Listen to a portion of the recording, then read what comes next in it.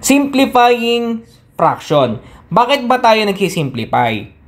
Kasi, kaya tayo nagsisimplify para sa mga sobrang laki na mga number.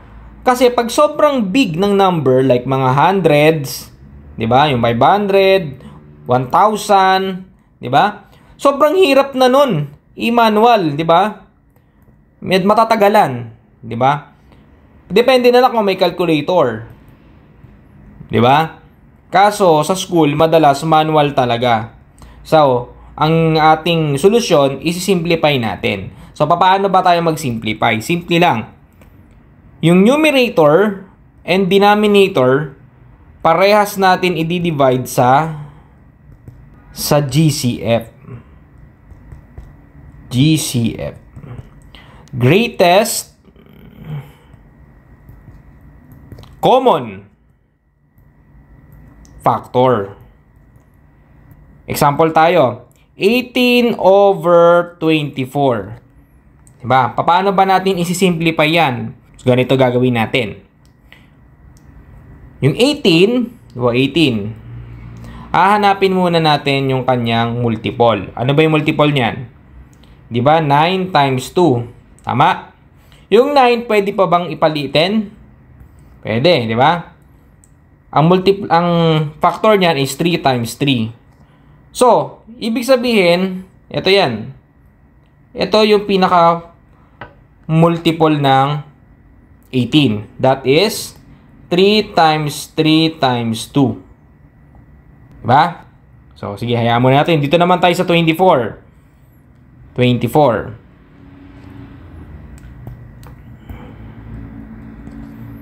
Ang 24 ay 12 times 2.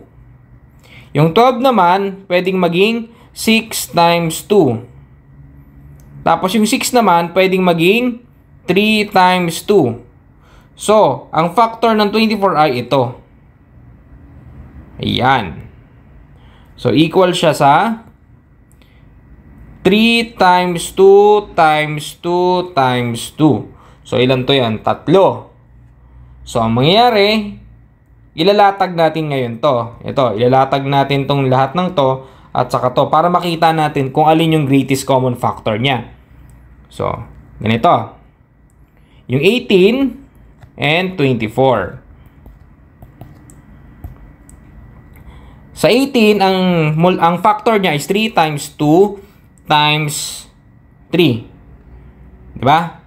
In-arrange ko lang para mas madaling makita.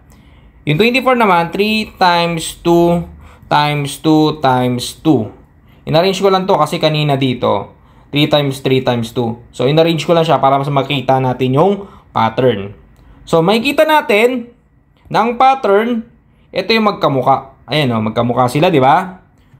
Ayan. Ito. So, we conclude na ang GCF niya ay 3 times 2.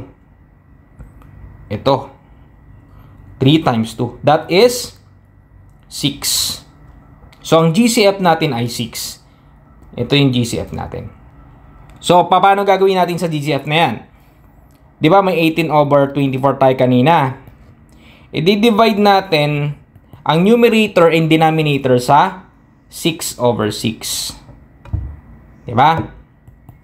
So, 18 divided by 6 is 3. And 24 divided by 6 is 4. Yan. So, ang pinaka-simplified ng 18 over 24 is 3/4. So, ganun siya. So, anong ginawa natin? Finactor muna natin yung ito.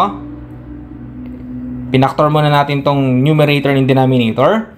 Tapos, after natin ma-factor, hinilera natin sila, yung mga factor nila. Tapos, tinignan natin yung magkamukhang factor. Tapos, yung alin yung magkamuka,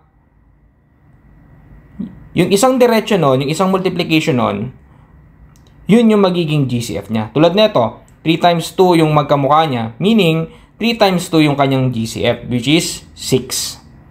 So, yun yung pag nakita na natin yung GCF, i-divide natin yun sa numerator at denominator para sa ganon, mas-simplified natin siya. So, ganun lang siya. So, sa susunod natin na video, yung practice problem naman natin para masanay kayo papaano mag-simplify.